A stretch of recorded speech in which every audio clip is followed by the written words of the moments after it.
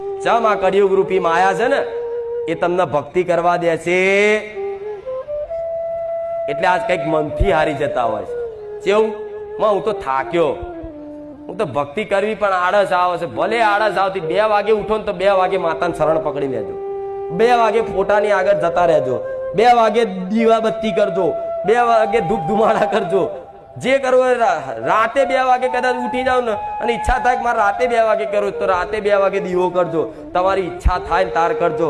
અત્યારે કોઈ તમને નિયમો આપીશ, નિયમથી કરવું પડે બરોબર છે, પણ અત્યારથી તમને કડક નિયમો આપી દો. દીકરાઓ સવાર 7 વાગે ઉઠી અને દીવાબત્તી કરજો. તારા આવતા રવિવાર આવવાનું બંધ કરી દે. મારી હવે તો 11 વાગે ઉઠીએ. તું તો જો આ બધું ના થાય અમારથી.